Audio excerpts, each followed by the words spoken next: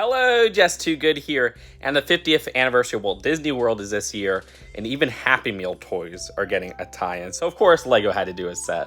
This is the mini Disney Castle, which released October 1st for $35 in the United States, where it's a LEGO store and shop at home exclusive.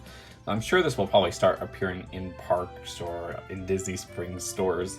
This has one minifigure. Let's take a look at that Mickey. So this set comes with an exclusive Mickey Mouse minifigure with an exclusive face print, torso print, and leg printing. This is the grand opening Mickey Mouse from the Walt Disney World grand opening many years ago. Well, 50 years ago, to be more specific, coinciding with the anniversary. This design has eyebrows on Mickey, which is a rarity. I mean, you see it in parks, but seeing animated Mickey with eyebrows is a little bit odd. It was prominent in the 50s, though. This design is very similar to the Mickey that came in the Disney Castle set from 2016, the large-scale version, but that has a different face print, which is the face print that we got from Mickey Mouse in the 2016 Blind Bag series. The torso print is slightly different. You can see a different bow. It is actually the more modern look of Mickey at the parks, and even the legs is different, where yeah, it's red pants with the shoes, but there's no buttons and there's no side leg printing. Well, there's printing for the shoe, but that's about it. One of those lines at the side. A very interesting and unique version of Mickey, eyebrows and all. So for the build, you could see the mini Disney Castle compared to the size of the Mickey Mouse minifigure. Crazy how they capture these details. I'm not usually a fan of miniature scale sets, but at this $35 price and the pieces and the topic here, I think this is really well done. Even better than some architecture sets, even though this isn't branded under architecture. The designs here pop out, especially with this interesting blue color they use for some of these dish pieces. This is kind of a sparkly, almost translucent blue. I think it's the same color they use for maybe some of the Patronuses of LEGO Harry Potter. Either way, that looks fantastic, and getting those dish pieces in that color with the smaller size and the bigger size are exclusive to the set. Also exclusive to the set is this lovely printed lattice gold element of the Next Knight shield. Love the print of that clock at the front.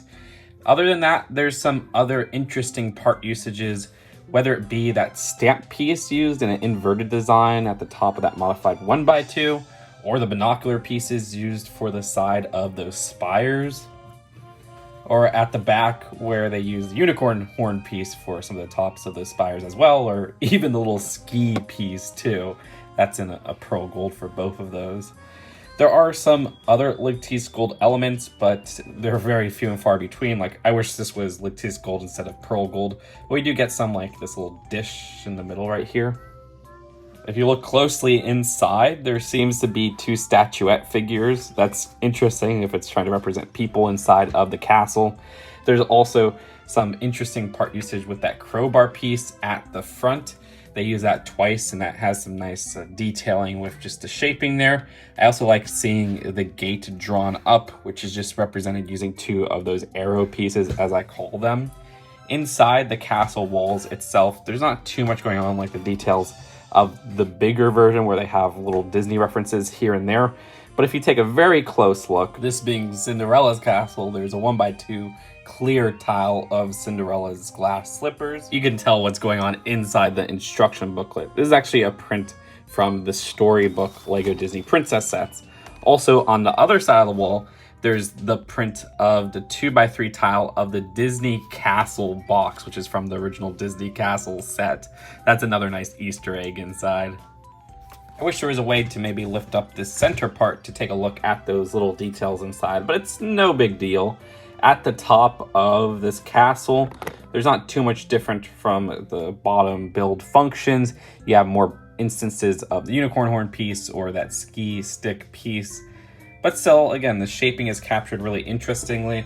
I love the use of studs not on top techniques for the walls at the bottom here. I think that's probably my favorite part usage, where they use these interesting designs for parts like this section to the right here, where there's an interesting choice to use clipped on pieces, these specifically to attach those wall sections, usually using this riot shield piece.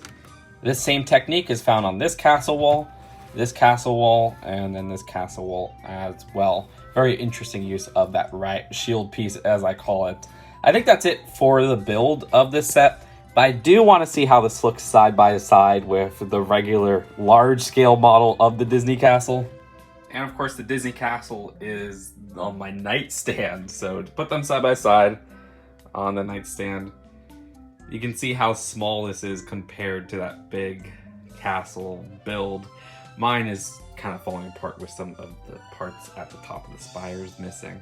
But anyways, that's it for the build of this set. Let's take a look at the packaging and then the final verdict. For the box, at the back, you can see some different shots of the set, even a shot of the castle at the park. I do like how they have that 50th anniversary of Disney World branding. As for the instructions, there's no interesting advertisements or anything of the sort. So overall, as I said earlier, even as somebody who doesn't really care about mini scale sets, this design is very intricate in how it captures a very iconic part of the Disney parks, that Cinderella Castle as a part of Disney World. It's a great anniversary set in that idea. The price at $35 is perfect. It doesn't feel overpriced in any way. There's some fantastic pieces, whether it be those interesting sparkly blue pieces, those gold elements, that exclusive print, the reoccurrence of some existing Disney prints as Easter eggs inside the castle, or that Mickey Mouse with eyebrows. With all things considered, I'd rate this set a 7 out of 10. I'm really impressed with how this one turned out.